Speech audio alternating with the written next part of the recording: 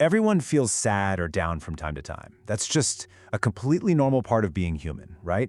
But what happens when that feeling of sadness just doesn't go away? In this explainer, we're going to break down what depression really is, how you can recognize it, and how support can make all the difference. Okay, let's just dive right in with the big question. We all know what sadness feels like. But when does it cross a line? When does it become something more serious, something clinical?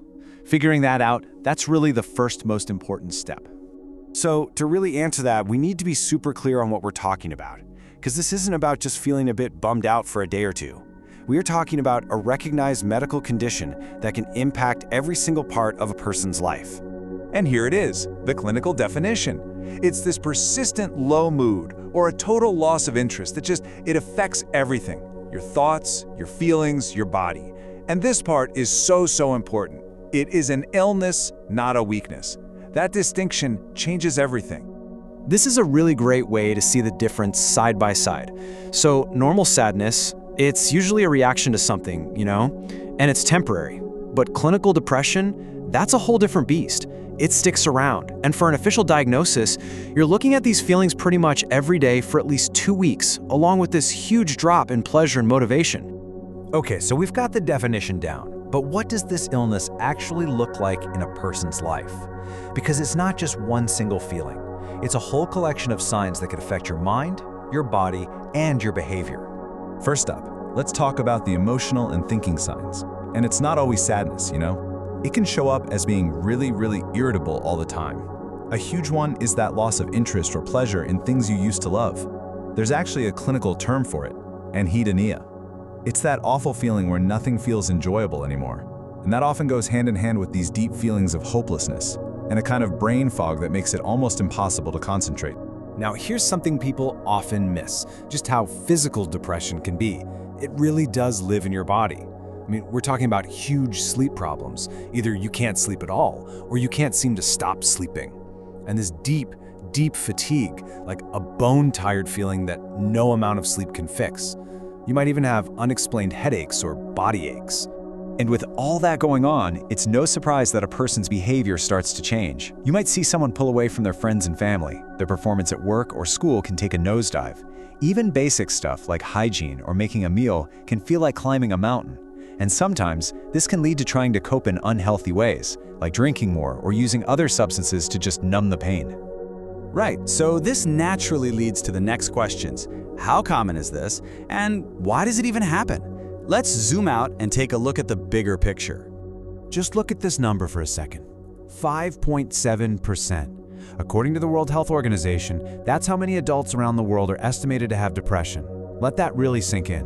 What that means is, there's a very good chance you either know someone dealing with this, or maybe you're that person yourself. It's not rare at all. It's a common part of the human experience. And this is so crucial to get. There is no single cause. It's this really complex mix of factors, which is exactly why simple advice like just cheer up completely misses the point. You've got biology, things like your genes, your brain chemistry. Then there's psychology, your personal history, maybe trauma, or just getting stuck in negative thought patterns. And then there's the social piece, all the stress from the outside world. Poverty, isolation, conflict, you name it.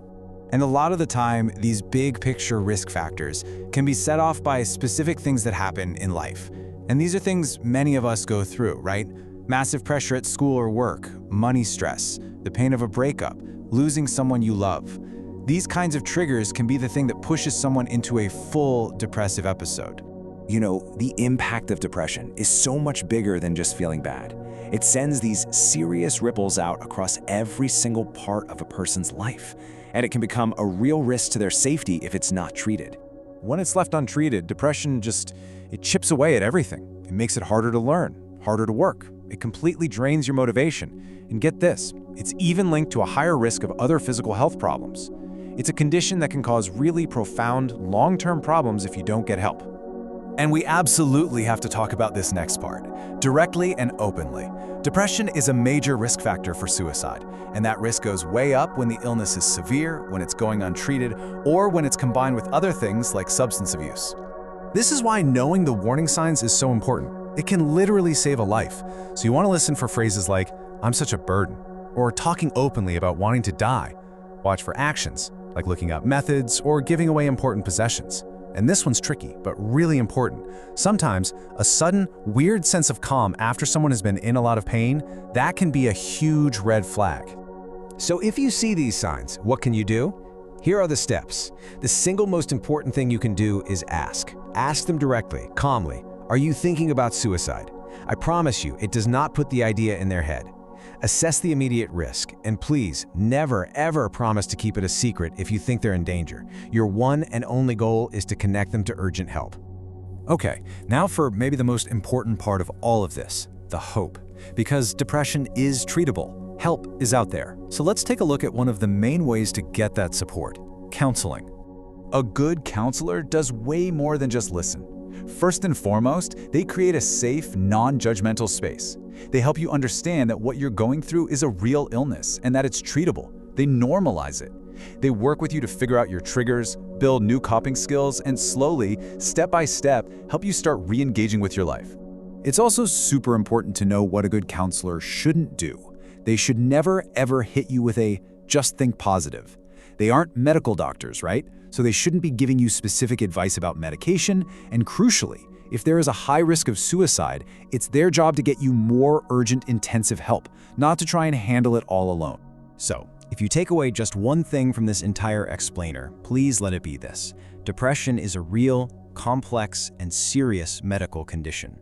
But, and this is the big but, it is absolutely treatable. Powerful, effective support is available, and recovery is always, always possible. And that really leaves us with one last question to think about. So now that we know all this, we know the signs, the causes, the ways to get support, what's our role in all of this? How can we, just as individuals, help break the stigma and build communities that are actually supportive? Places where it's okay to not be okay, and where it's safe to ask for help.